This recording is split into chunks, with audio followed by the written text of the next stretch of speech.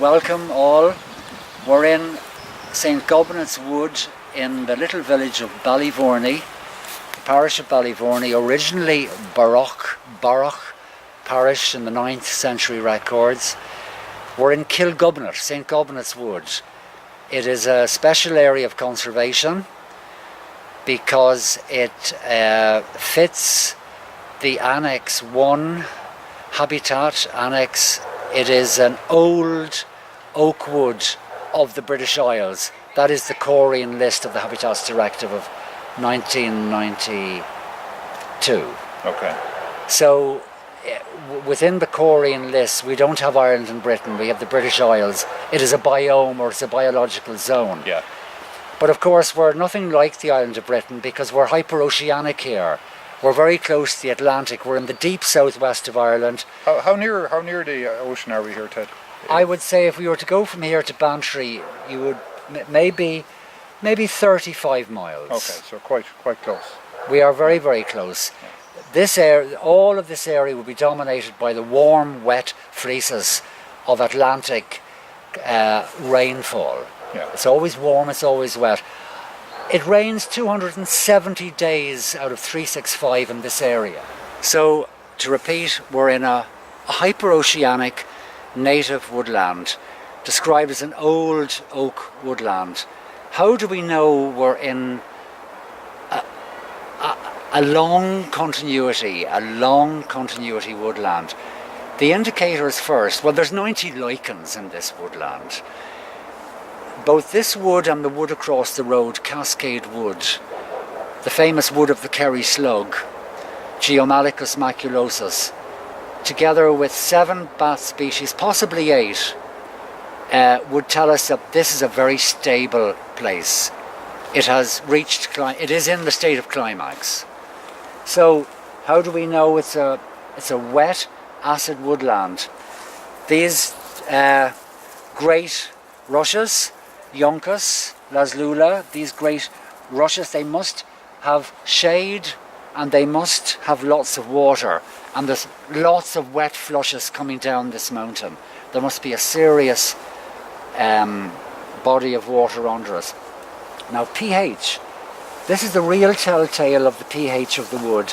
The underlying rock is old red sandstone, which gives rise to an acid and acidic soil. And this plant here, the bilberry, there's lots of patches of bilberry all through, tell us that it's very acidic. This is a telltale plant of the pH of the wood. This is also a very fern-rich wood. We have 41 ferns in Ireland. I've counted about 11 ferns in this wood. I'll introduce them as we meet them. Another important native woodland indicator, it's a bluebell wood by the way, but this is now the 7th of July 2016.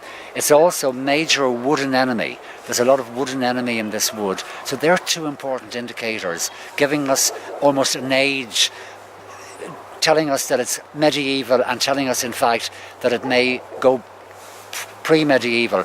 We know it's on the Cromwellian survey, the Down survey of 1656.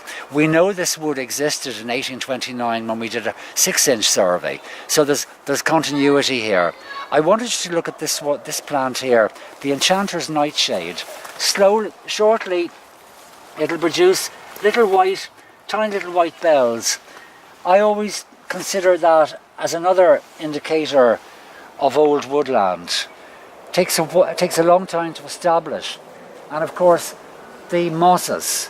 There would be this wood, according to Daniel Kelly of Trinity College, woodland botanist, Professor Emeritus, who helped us extend the SAC across the road to Cascade Wood. He surveyed this wood on the 7th of May 2007, and he found mosses normally associated with tropical cloud forest.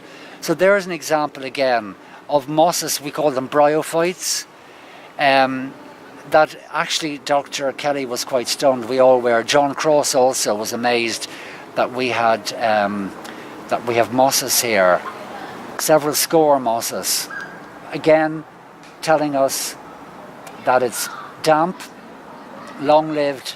Now we call them mosses. If we can move up to this tree, Nisha, if you look around the higher plants, what we call the woody plants, the trees, they're dripping in mosses. Plants growing upon plants. In fact, ivy, plenty of ivy in this wood. I love ivy. I won't hear a word said against it, although one has to manage ivy. I suggest cutting 1/4 of the stems at shoulder height in the first cut. Thin out the ivy. Please don't ever get rid of it. It protects our trees from sunstroke on the verge of the wood and also from Jack Frost. In fact, I have an Aramaic prayer I'd like to tell to the public. 4 angels around you stand. You have one at your right hand. One to watch, one to pray, and one to keep Jack Frost away. So ivy really is the 4th angel of the woodland. Again, we call these epiphytes. Epi, upon, phyte, an old Greek word for a plant. Plants that grow upon plants are epiphytic. I have always said that ivy is an epiphyte. Honeysuckle. Honeysuckle is strongly epiphytic. It uses the tree as a host.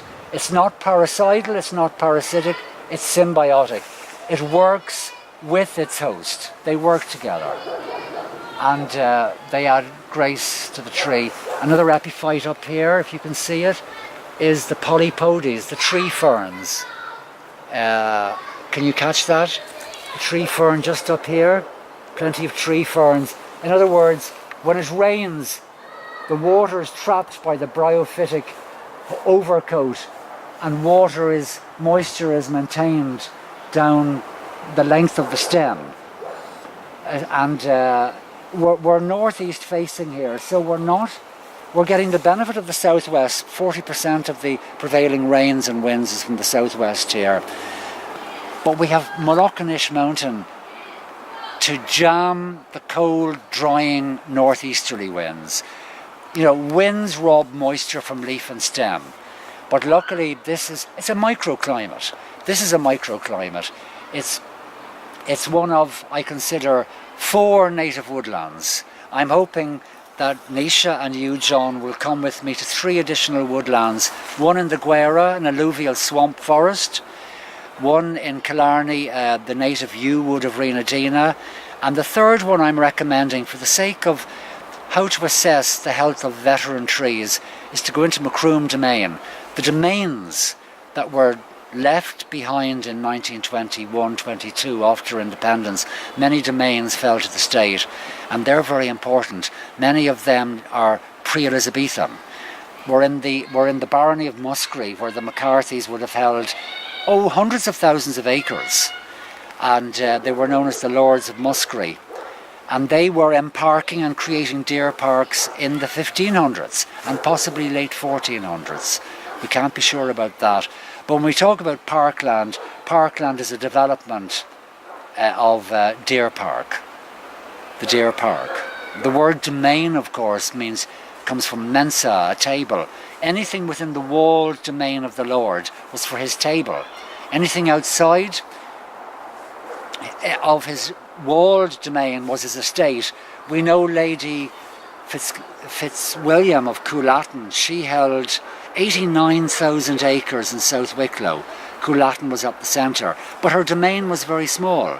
Fair Park was less than 300 acres of a walled estate, but she did take rents, and of course the sale of oak timbers.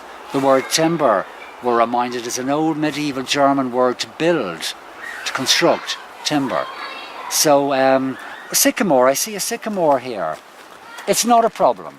Also beech. Beech was planted by the coal hearse. It was underplanted in this wood very likely in the early 1800s under the Irish Timber Acts. There was grants of money payable to plant. So all throughout St. Gobnait's Wood or Kilgobnait, we find mature beech. In fact, in some cases over mature beech, approaching veteran status. And also sycamore. Sycamore was beloved of the landlord class. It became very popular in the early 18th century. Sycamore became popular. Its timber is very valuable. The Stradivarius violin is made from the pale timber of the sycamore. It's a very musical wood. I'm sure the McElroy guitar, in fact, one of the great guitar makers of the world from Northern Ireland, uses a lot of sycamore in the McElroy model of guitar. And the Gibson uses a lot of sycamore. So for that reason, but of course, exotics or introduced trees like sycamore, the Normans, 1330, the beech trees were brought by the Cromwellian carpenters. We know the first nursery in Ireland was in Shelton Abbey, owned by the Viscount Wicklow in 1881 was the first beech nursery in Ireland, and from Wicklow they were distributed throughout the about 10,000 estates within Ireland. Right. By 1850, about 700 landlord families owned about half of Ireland's 20 million acres, because after the famine most of the great houses became bankrupt. The tenants, there was no rent coming in, so there was a huge exodus and domains went into decline, and hunting went into decline. I think it was the twilight of the Lords. The twilight of the ascendancy was already obvious from 1890. Dr. Eileen McCracken talks of the Holocaust of the Irish forest from 1890. After Parnell and Gladstone acquired us our Land Acts, the transfer of title to the Irish Catholic tenantry in Ireland, the first thing to go were the trees. So she talks in her 1967 document, the Irish Timber Acts, 1765 to 1820, but she does mention that after transfer of title there was a Holocaust, because trees became associated with landlordism. And in many cases, I trained in law, in many of the leases that I've looked at, leases for lives, fee farm grants, etc., most of them provide that the tenant will put in hedgerows, field boundaries, and plant so many trees per year to embellish and maintain the value of the overall estate for his lord or her lordship. So this was all cleared away from the 1890s. Parnell could not stop the Holocaust. I suppose in a sense Yeats already had a vision of what was coming. We see it in his poetry, The Fisherman, Easter 1916, etc. He saw what was coming. He saw the destruction of what was good, of what was good. You point to the fact that the trees symbolised, I mean, there's I think it was an Austin Clarke poem, isn't it? The Planter's Daughter, the house of the planter was known by the trees. And the house of the planter is known by the trees. Absolutely, beautifully put. Can I give you a snatch of Austin, the Lost Heifer? Yes, seeing that this is also a hazel under canopy, hazel and holly. It's a classic Irish woodland. And let's not mix up plantations, please, with forest. Plantation can never be forest. I suppose the commoner garden, sort of common understanding of forestry is a bunch of trees in one spot. Okay, that's what most people understand as forestry. Now you're saying something quite different. Can you just explain what, I mean, we're all aware, or some people are aware of, we'll say, spruce plantation, monocrop plantation like any other crop. But a forest is something different. Is that what you're saying? Is there, and what is that difference? Well, I suppose the first difference is in a commercial softwood coniferous plantation, such as spruce, made up of trees from the island of Sitka off Alaska. They grow very well in Ireland because we're hyperoceanic. It's a very wet place. They grow too fast. There's no structural diversity. They're all even-aged. Yeah. There is also no diversity. There's no biological diversity. Yeah. They're monocropping, monoculture. And they have an acidifying effect.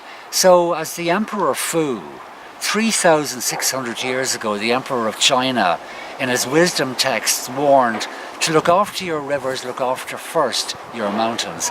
What we have done in Ireland is we have planted about 1.6 million acres of this commercial Sitka spruce plantation on the uplands, which is seriously affecting the requisite invertebrate insects that salmon and dulhan, sea trout, they all need the insects of the upper streams where they go with the help of freshwater pearl mussel to spawn.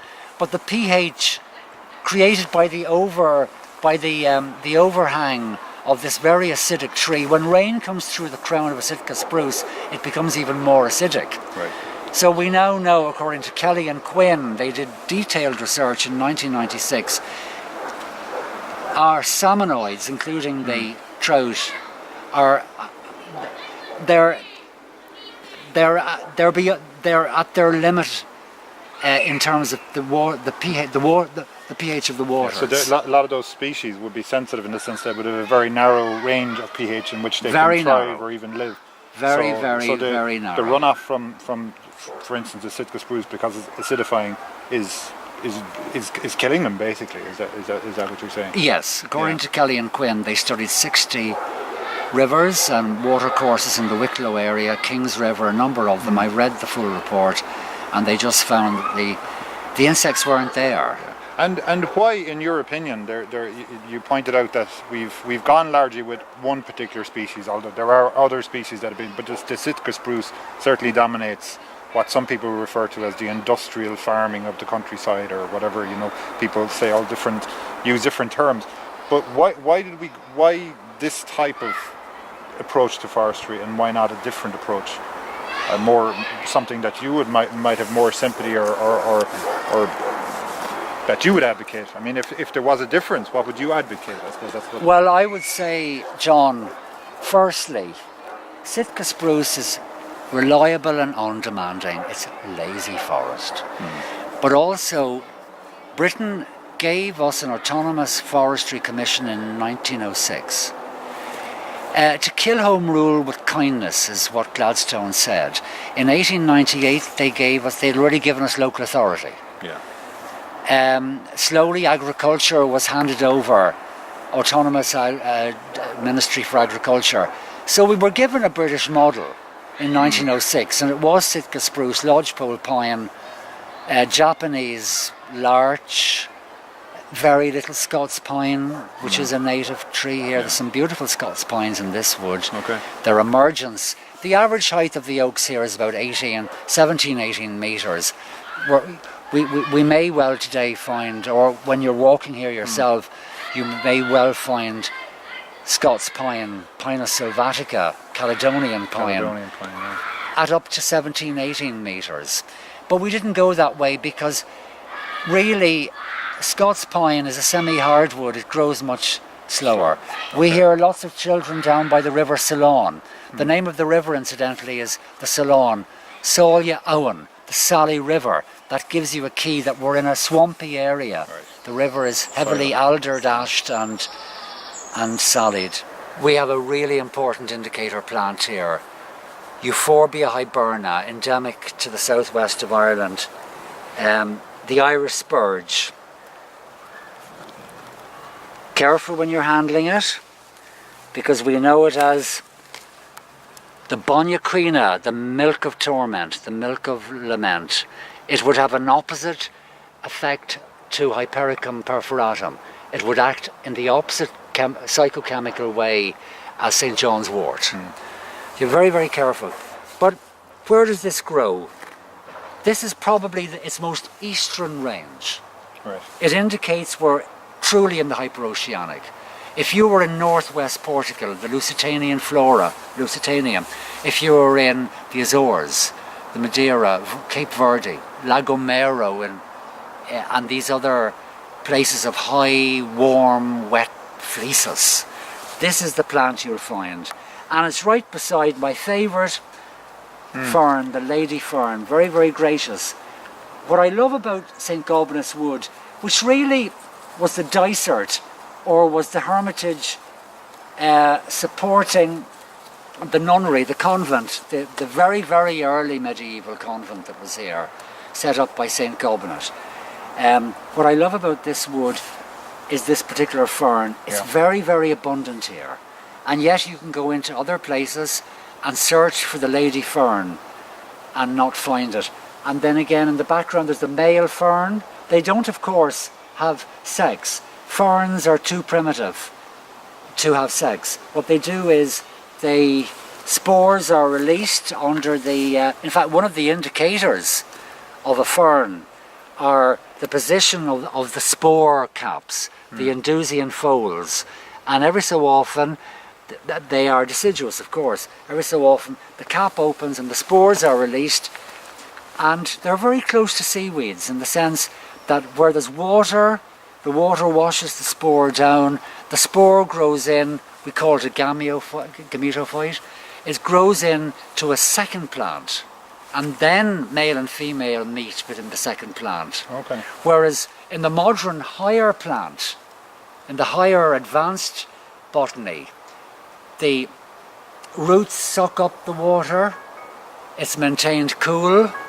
in the hot sun by the uptake of water, boy pollen travels to meet girl flower, and there's no middle generation. A seed or fruit is formed within the female flower. Okay. Do you understand that? Yeah. Now oak is what we call dioecious. St. Gobnait's wood, Kilgobnait, would also be known as a coppice wood or a copse. The tree was regularly cut.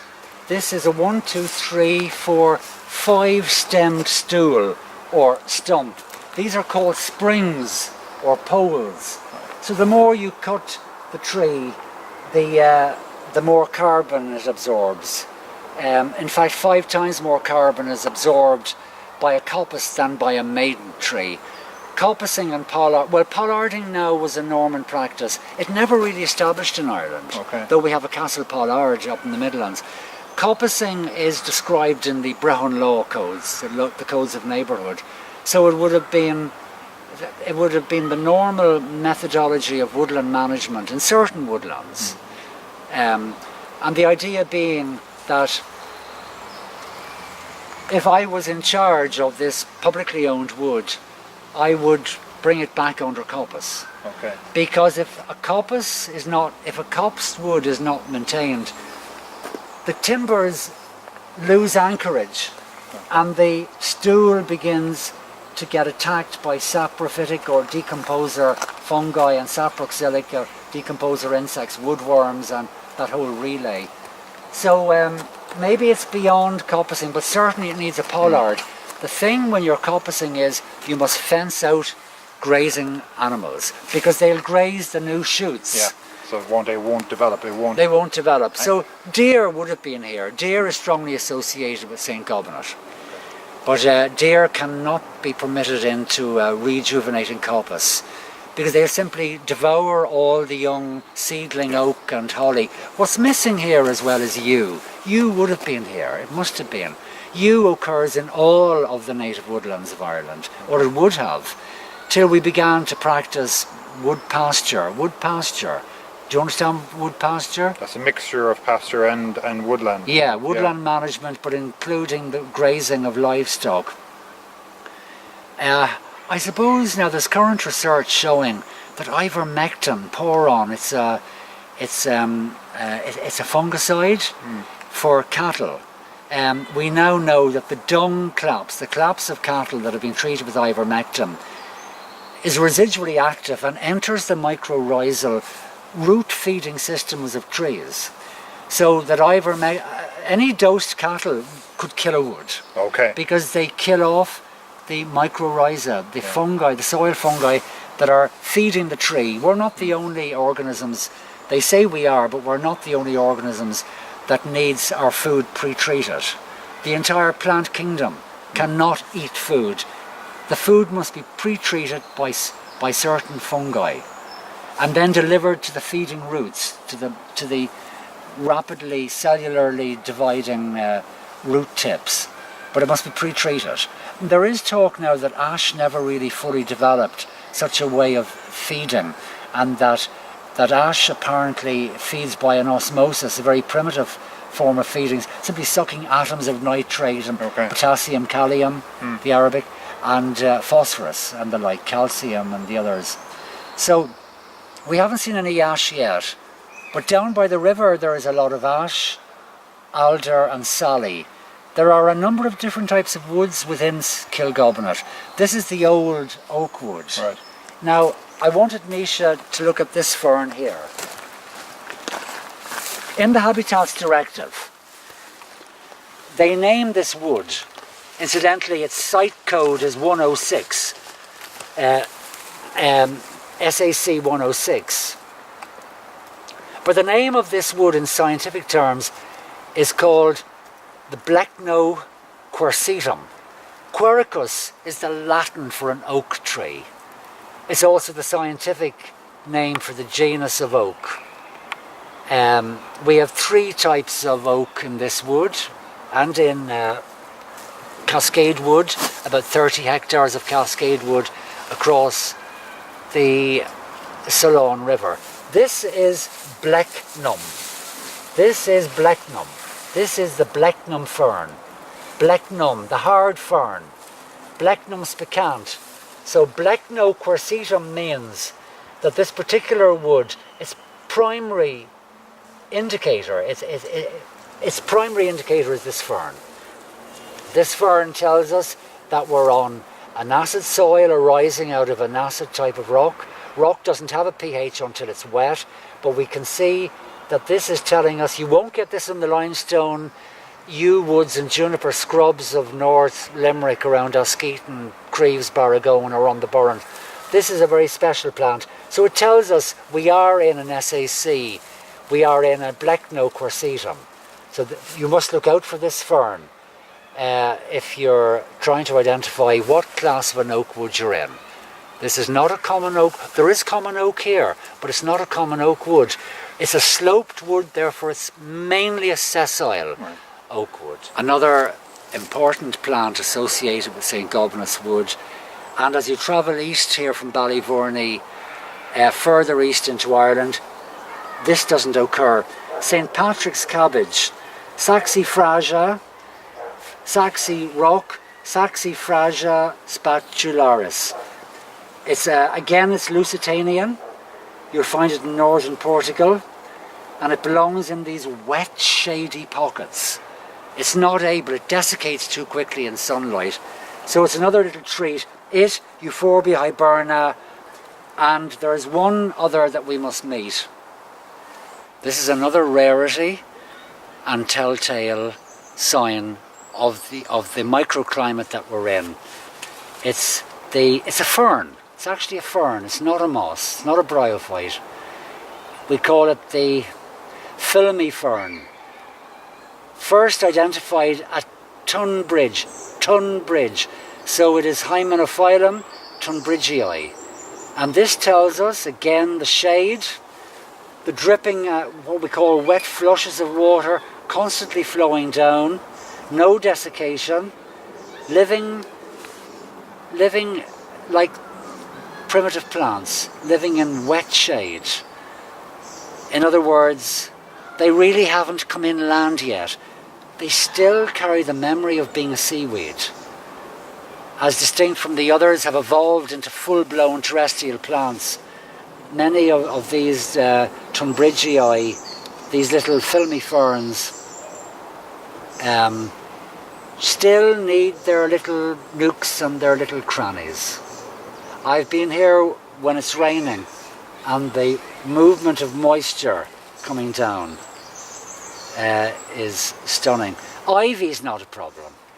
Now, okay, some lichenologists would say that this ivy threatens this fern and the other mosses, and I don't think so.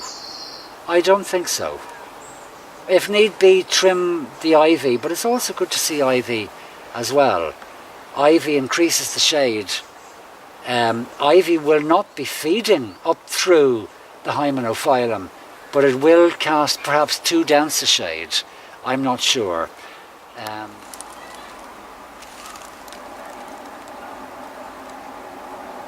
You're saying there's 2 basic types of oak in the Irish ecosystem. There's the sessile and the pedunculate, if I'm correct. So could you tell me how would I tell the difference between the two of those? How would I distinguish one from the other? Okay, well, first, oak is nature's highest achievement in Ireland. Okay. It is nature's highest achievement. It knows and will reject pollen from its 9th cousin. You and I are breeding with our 5th and 6th cousins. This tree already chemically knows not to receive male pollen from anything of a common great-great-great-great-great-great-great grandfather or mother. So, this is a sessile oak. Sessile basically means... Sessile means stemless, or seated, or sedate. So it refers to the fruit of the acorn. The sessile oak, the acorn does not grow on a stalk, it grows out of the twig. Right, okay. It grows out of timber, Right. So out of twig. Right. So the acorn is directly attached to the timber Yes. part of the tree. Yes. Yeah. Whereas that's sessile, meaning stemless. Stemless, yeah. Whereas the common oak is what you've said earlier was the pedunculate oak. A peduncle means a stalk of a fruit. Okay. Some apples are pedunculate and some apples are sessile. Yeah. The same rule applies across botany Okay. and into the realm and kingdom and the kingdom of the forest. The same rule applies. So this is a sessile tree, but we also know not only can we see the leaves are stalked, Yeah. but also I would go further. I fancy that the body language or morphology of a tree, the shape of a tree can also sometimes, not always, Yeah. can sometimes indicate. So we know it's sessile because sessile grows on rock, on slope rock. Which we have here. Which we have, and we have no upland limestone, it's not possible. There are areas of it, but generally limestone, the ancient sea of the tropical, the floor of the ancient tropical sea is beneath the old red sandstone, carved 10,500 years ago from the last ice age. So sessile oaks, rather, if you'd like to look up here, Nisha, sessile oaks rather the rock.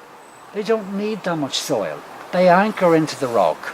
And they have a good, they're well anchored. And the rock, whereas below us are the common oak. Yeah, the rock type here is a sandstone, is it? Would it be Old Devonian, old red. Old red. Very, very primitive stone. Okay. And so we know you won't get a common oak growing on rock. Common belongs below in the valley bottoms near. Where there's much more soil and also more basis, higher pH. Different because of the limestone is giving. Is it more of a lime? It's more limey in general down near the rivers. Yeah. The calcium is washed down out of the rock and it's usually accumulated. So that's why there's great beech, and sycamore likes fertility too, down near the river below. But the shape of this tree tells me it's sessile because it's straight. Okay, sessile straight. Interesting. Nearly always very, very straight, very commercial. Its Latin, the scientific name is Quercus Petrea, Petrus rock. Upon this rock build your church, Peter. So it's the Petrea, and it's very, very straight. Whereas a common oak does not lose its shape. It's gnarled. Its canopy, this guy's canopy or crown is very high. It's up 12, 13 metres. Whereas the common oak, the pedunculate oak, with the acorns with a distinct stem, that oak, its crown begins at 2 metres. It begins to fork at 2 metres. And I think when we talk about oak, it's more the pedunculate that we normally regard as that's the classic form, I suppose, when we're talking about oak, isn't it really? That occurs at the lower level. Well, it depends what class. If you're of the landlord class, you only ever know the pedunculate oak. If you're from the underclass and live as a tenant on the mountains, you'll only ever know the sessile oak. Hello. So really, the common oak was always, it was known, the Hearts of Oak was an orange movement founded in 1795. Their symbol was the common oak, the branch of common oak with the stemmed acorn. And the symbol of the Catholic tenantry, I've been told through friends from Alice Milligan, whose 5 great uncles died as insurgents in the Battle of Antrim in 1798, that the tenantry, those with a vision of the United Irishmen, their flag carried a harp with the symbol of a sessile oak and a sessile leaf. Do you see? So there was apartheid even in the woodland. So the landlords only ever knew the vast, low-lying, rich, polite landscapes. And the indigenous peoples only ever knew really the rocks. And the far less fertile soils of well, the I upper- mean, the any upper- garrison Yeah. does not want a subject people to grow big boys. So as you're moved onto the rocks, your children get smaller and weaker. Stunted. Yeah. It's only now we're actually regaining 6'2" and 6'3", according to research. After the famine, we had actually average reduced to about between 5'7", 5'9". It's only now that we're getting our nutrition back that we're actually returning to the oak people that we are really. That we are a forest people. We're an oak people there's no oak. Yeah. This is a rare place. Rackham claims there's 1% left in Ireland of ancient native woodland. So could you just say that again for emphasis? I mean, that's Rackham in 1986 describes what he believes left in Ireland of the original or Aboriginal woodland is 1/5 of 1%. 1/5 of 1%. I think that'd be 0.025. Yeah. That's what we all have left. We have about 1.1% cover native woodland. Yeah. But I'm talking about places like this with long memory, long lineage, long continuity, a place that confers stability on itself and on through hedgerows and other corridors into the wider countryside. Do you see what I'm saying? Absolutely. We have 7 bats here, I would argue 8. Across the road we've detected lesser horseshoe bat, our rarest bat, that's an Annex 2 species. All of the other bats are Annex 4. They're strict protection species. So the fact that our bats here tells us that there is just the right presence of insects. If you want to draw bats to your home, they are addicted to honeysuckle. Táhéileán ó Scoilge, Táhéileán. They're addicted because the moths that they live on, the moths that live on honeysuckle at night, as honeysuckle amplifies its fragrance just at sunset, the moths are drawn party time, discotheque time, and the bats have their breakfast. And then of course, if it's not full moon, bats rarely are out on full moon. If it's not full moon, the owl is always like the lily of the alley. Or the lily of the alley. Yeah. A lady of easy virtue, she snaps up the bats along the way. So there's an entire ecosystem there. But first you must have the trees to support the honeysuckle, so that the lazeler bats that feed on the insects over the canopy of the wood are there. The pipistrelles, the dobentons by the water, they're feeding on the insects by the water. We have a lot of long-eared bats here. Now we have here a powdery mildew.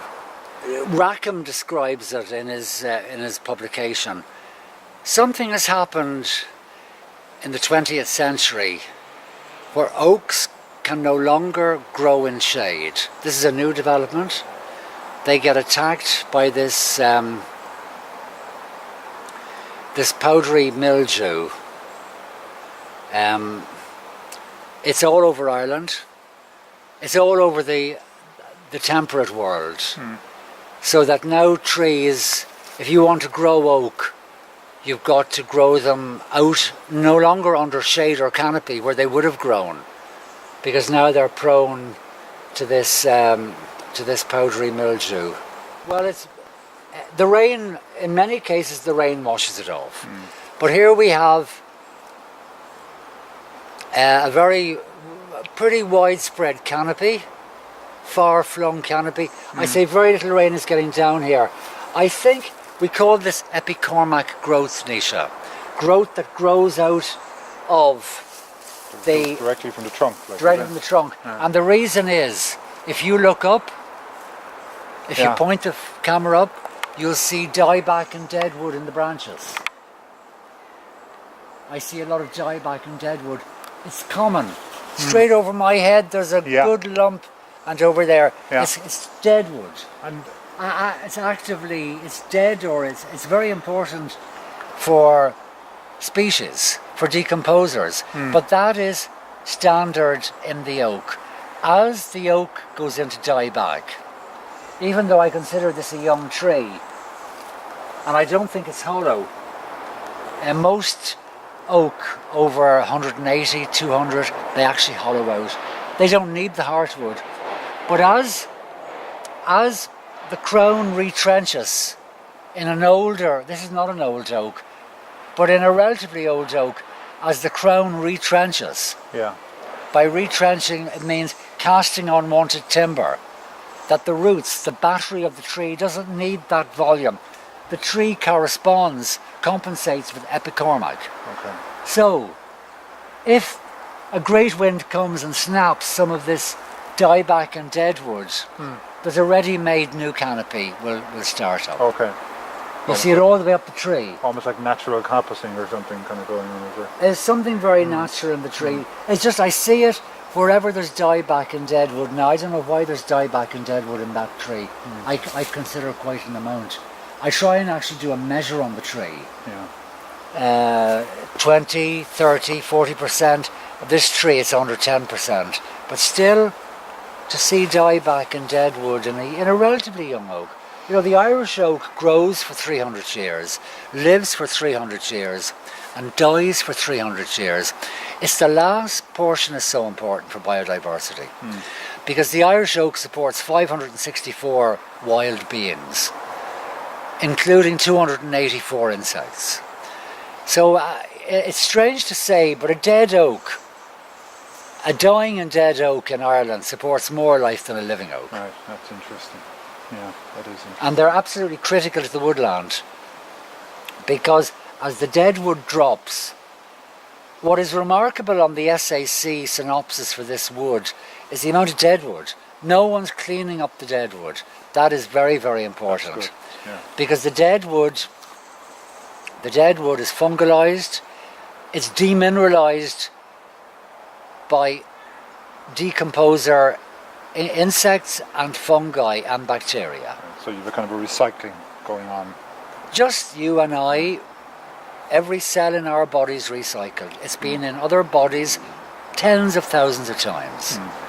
So that as we go back in and we're recycled into the mycorrhizal food internet, and some other creature will come along and enjoy an apple. Calcium might have come from us, whatever. So the only part of us really that's not recycled is our capacity for consciousness. That is yours. But no part of your body really belongs to you.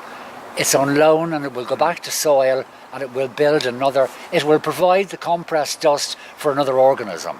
But our consciousness is ours. And the tree really looks forward to the day when we awaken to our real capacity. The trees have watched us sleepwalking for millions of years. They've watched us. They've given us oxygen. I mean, if you're breathing, thank a tree. Will we move on, Yep. Nisha? A lovely example here of the coppice. The trees cut to the ground and grows again. I said earlier that beech were brought by the Cromwellian carpenters in the mid-17th century. We never saw beech in Ireland before. But it also coppices so well. Now this tree, I've already measured it, I've measured it over the years.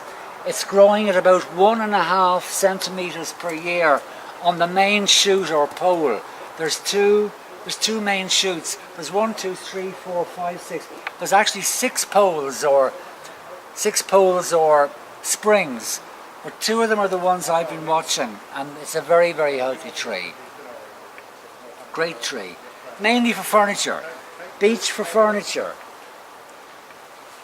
Yew for bows and arrows. Oak for ships. Ash for cartwheels. Ash and holly cartwheels and carts and coach building. So that every tree had its economic and its social and its environmental use. Okay, the hazel tree. Gobnait or St. Gobnait's wood basically is an old oak wood with an under canopy of hazel and holly. And as we say, lots of bluebell wood anemone and greater rush. But the hazel is a very important tree. Why is it very important? Firstly, in the Brehon laws, it was one of the 7 lords of the forest. Hazel with yew, apple ash, Scots pine, oak and holly. The Brehon law is based on sevens, groups of sevens, the seven sacred grains, from the wild oat down to the tiny bread wheat. The barleys, the wild barleys and so forth, everything was in sevens. So there were 7 lords of the forest. Hazel was a very important food. Hazel is very high in protein. Weight for weight, hazel has nearly twice as much protein as a hen's egg. Weight for weight. So it's a food tree. To our ancestors, it was the diviner of hidden wisdom. It was the tree that divined for wisdom. Like the wild apple was the tree of abundance, the tree that gave us abundance.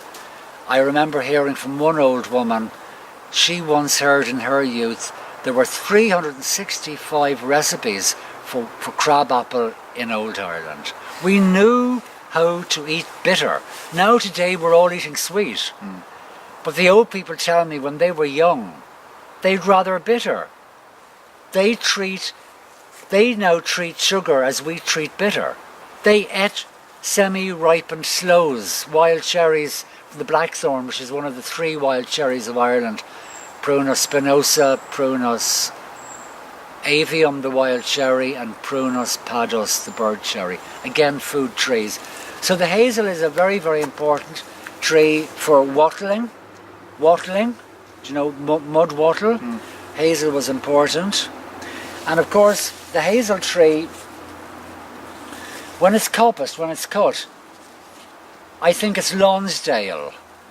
Or yes, Lonsdale, I can quote, I think it's Lonsdale of the ancient, the veteran tree forum of the United Kingdom, tells us that this tree can live 1,500 years. As a maiden, it's old at 100. Okay.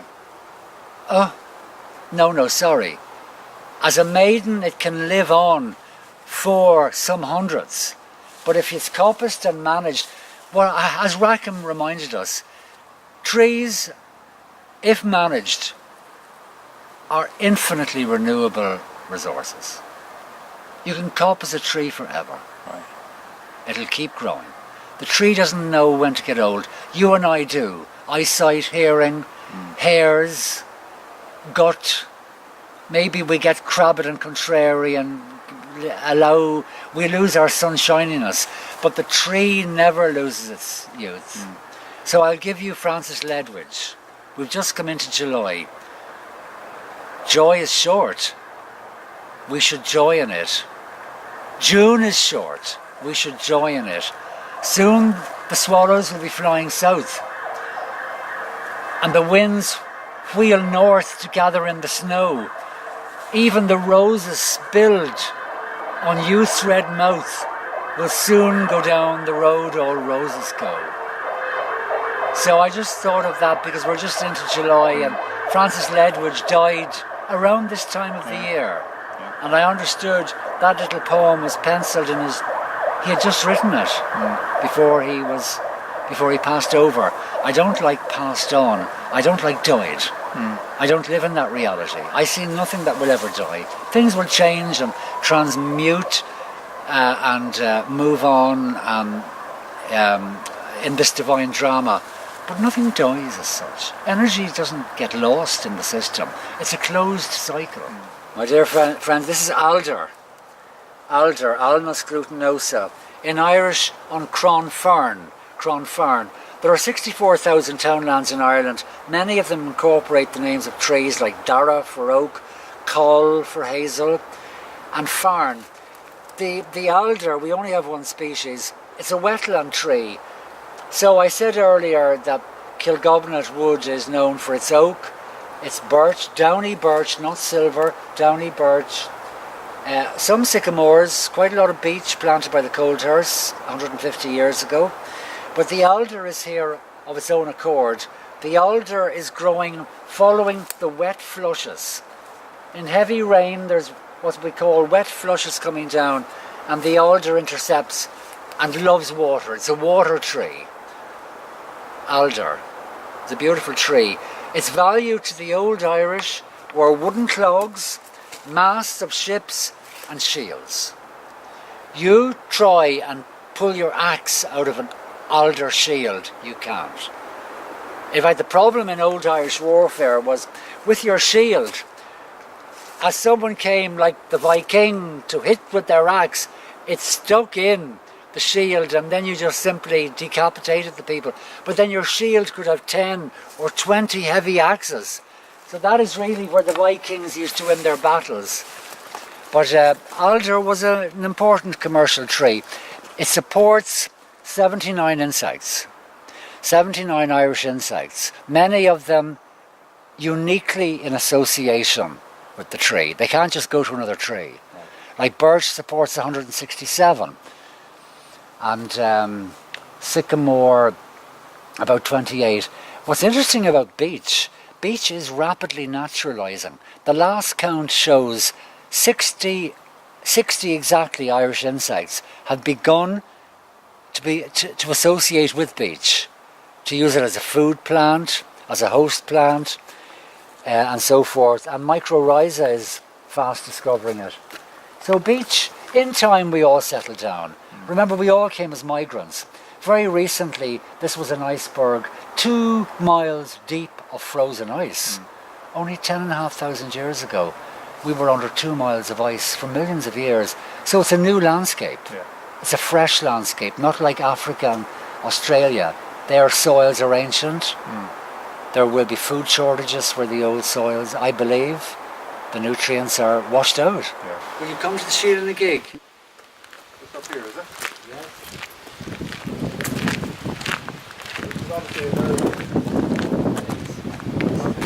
First of all, can you just tell us in general what a Shield and a Gig is, and you might then just explain to us the significance of this specific one here in St. Gobnait. If you come a little bit closer. Bless the dead. Okay. It's the ones left after that I feel sorry for. I never feel sorry for the dead. Quote Christ, to conquer death you only have to die. So the dead are looked about. It's us pilgrims. We're the ones left behind. Yeah. Yeah. But in any event... So this particular Shield and the Gig here, yeah. It's a lovely carving in limestone. The stone around here, I told you earlier, is old red sandstone. But obviously they cut limestone for the sills and lintels and windows and doors of these. Now, there's a record from the late 800s into the early, the late 9th century. There's a description of the Church of Baruch, B-I-R-E-A-C-H. Ballyvourney didn't exist then. And it was the Church of Baruch. There was a hermitage here. It's recorded in the diocesan history of Cloyne. We're in Cloyne. We're under Cove Cathedral here. We're not under Cork. All of Cork north of the Lee is Cloyne. And, or is it... The land between the Lee and the Blackwater is Cloyne. Okay. And the land south, Kilmichael, although Ochras, which I will bring you to before long, has got a beautiful sacred ash in an early medieval cemetery. The ash is a very, very large tree, reminding us that we used to see the supreme intelligence in trees and in each other. That day has stopped now. I think we think of chainsaws. But the Shield and the Gig was a symbol of fertility, Nisha. Okay. And basically it was almost, if you can imagine, the opposite to the Blessed Virgin. Yeah. In every sense. Okay. The Shield and the Gig was fertility. Okay. Was calling. Naked, full-breasted, and so forth. Natural. But, in a sexual position. In advance of creating a new being. So the Shield and the Gig was important. You find them, historically I find them in England and in parts of Ireland on the old monasteries. They're like sometimes gargoyles for the rain gutters. Sometimes you'll see Shield and the Gigs there instead. Or invariably over the door entering the monastic church. And this looks like it possibly was taken from somewhere else and used, if you know what I mean, the angle of the stone, etc. I'm just speculating now. The windows all have this Yes, I agree. It could be. We don't know these Speculation things. might Speculation. but- But we know that there has been devotions here. Yeah. There's a record of devotions from the 9th century. Her feast day is the 11th of February. And Whitsun, Pentecost Sunday, the 50 days after the Passover or Easter. We call it Pentecost. St. Gobnait, as I said earlier, protects the people from smallpox. So she was a healer. There was no association with bees as well, wasn't there? As we're going to go to her statue, she's the patron saint of beekeepers. She's the patron saint of beekeepers, and it is said, I always distinguish folklore and tradition from what we know to be recorded in Cloyne Cathedral. The records go back 1,000 years. But it is said that when this community was being attacked, when the O'Hurleys, they were the indigenous, this was the Tuatha, or the parish of the O'Hurleys. They were the Erenocks, they were the church tenants. In early medieval Ireland, the people held as tenants under the monastery or under the church. Crossland, this is Crossland. Over there is Glebeland. The Church of Ireland brought in the notion of Glebeland, but we still had our Crossland in Ireland. And St. Gobnait instructed her bees to attack. Some tribe was coming with ideas of expansionism and annexation. And she set her bees abroad. And Nisha, we are told they never came back. The bees came back, but not those that were eyeing. Well, they're hardly fertile lands. There's the odd townland called Capock here, which means fertile plot. And the structure we live on, the diocesan system, the parish system. There's 120 parishes in County Cork. The parishes are made up of townlands. Originally the townlands were family units. Going from a half acre, I know of townland a half acre, to a townland, Shehy Moor, the great mountain of Shehy is one townland. We're here, St. Gobnait's Well. Yes, St. Gobnait's Well. The Christian message is full of water. At birth we are washed, we are 90% water. Yeah. At birth we're baptized with water. At death we're anointed with oils and waters. Water, yeah. After death the body is washed, the 9 holes of the body are blocked, prepared for burial. So water runs all through, and there was always healing. St. Gobnait was associated with healing. This is not, as far as I know, a Sunday's Well. Another word for a church like Uglish or Shea Pale was Donach. Donach means Sunday, but the older word Donach meant a church. Okay. So Donach Moor meant the big church, Donach Beag. There are hundreds of Donach Moors and Donach Beags in Ireland. It means church. There are hundreds of Tubberdownies. This well is Gurt Tubred. The name of the townland is Gurt Tubred. But my book says it's not pronounced Gurt Tubred because that is the fertile field of the Well of Bridget. That's not appropriate. In Leinster it's Gurt Tubred. Yeah. Here we have Gobnait, but I was told the correct name for this townland is Gurt Tubredden. Gurt Tubradden. Gurt Tubradden. Tubber is a well and Braddon is a salmon, but also brat. Gurt Tubredden. These are the little brats. Right. The little cloths that on the 11th of February are wrapped around a little medieval wooden image of St. Gobnait that is kept in the church in Ballyvourney and brought out once a year, or maybe twice a year, the 11th of February and Whitsuntide, White Sunday, Pentecost, 50 days from Passover, as I said. So St. Gobnait, and you take a cloth and you wrap it around her, and then you wrap it around your neck. And what I've always done, what I was shown by a very old man in the 80s, the early 80s, he told me, you tie your rags on the tree like prayer flags. Yeah.